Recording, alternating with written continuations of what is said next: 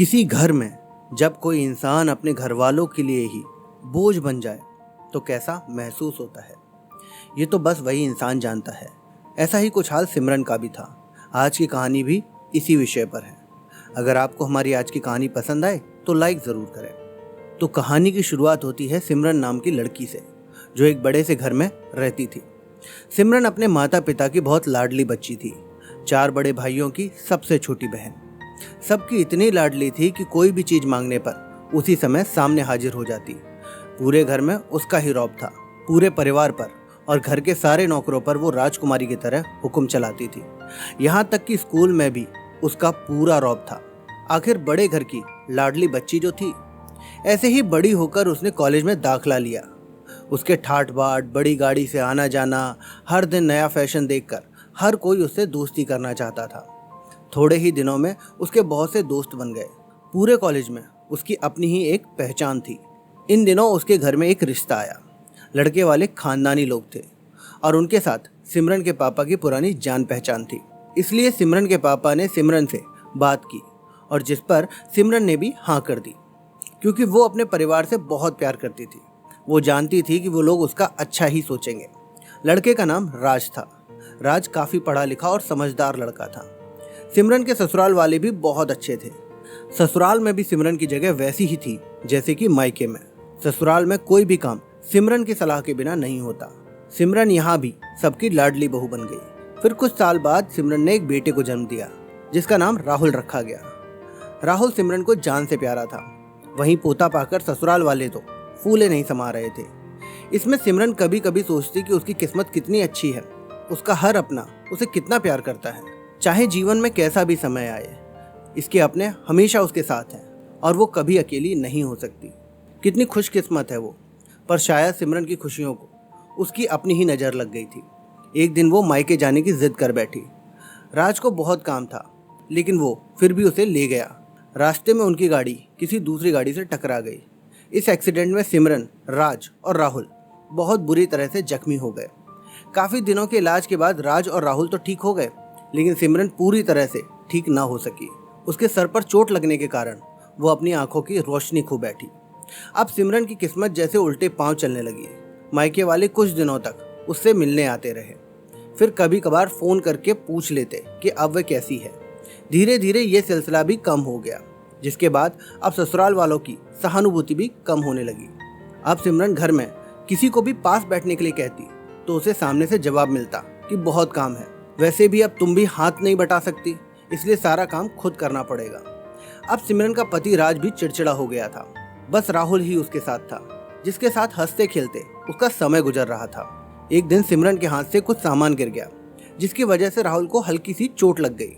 जिसके बाद सिमरन के सास ससुर ने अब राहुल को भी उससे अलग कर दिया कि कहीं उसे ना दिखने की वजह से बच्चे को कोई नुकसान ना हो जाए।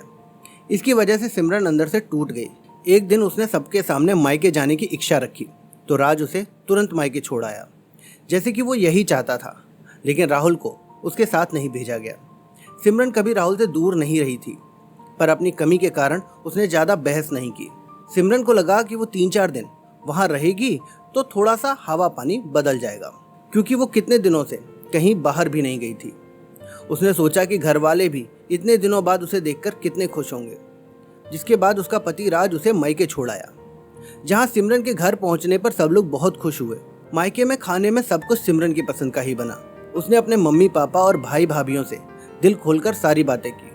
उनके छोटे छोटे बच्चे भी बुआ जी के साथ घुल मिल गए थे।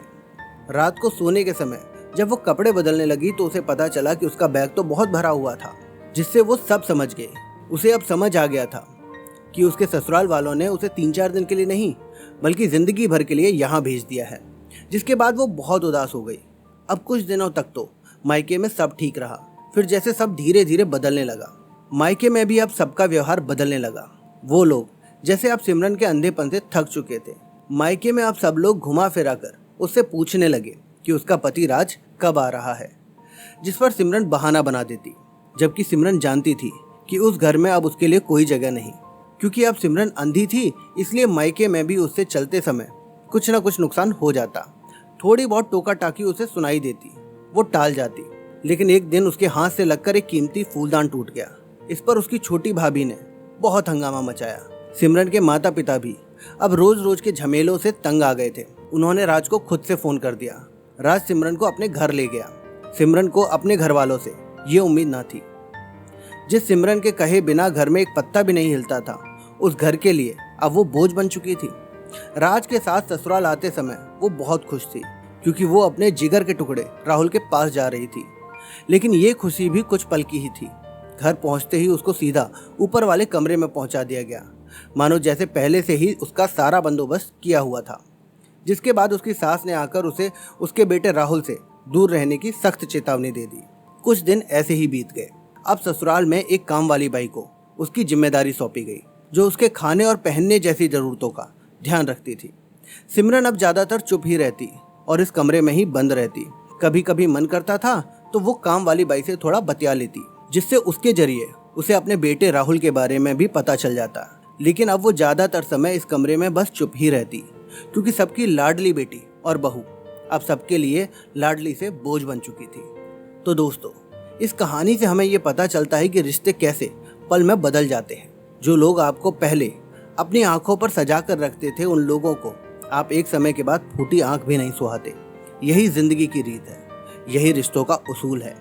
इस दुनिया में आप अकेले आए हो और अकेले ही जाओगे। साथ में ना तो कोई रिश्ता होगा, ना ही कोई अपना। होंगे तो बस आपके कर्म, अच्छे या बुरे, बस कर्म। मैं उम्मीद करता हूं कि आपको हमारा आज का सुविचार पसंद आया होगा। तो आप अपनी राय कमेंट बॉक्स में ज़रूर लिखें। वीडियो पसंद आई है तो वीडियो को लाइक करें, अपने दोस्तों के साथ शेयर करें। ऐसे ही और सुविचार सुनने के लिए आप हमारे चैनल सुविचार कहानियाँ को सब्सक्राइब ज़रूर कर लें। चलिए मिलते हैं आपसे अगले वीडियो में एक और नया सुविचार लेकर।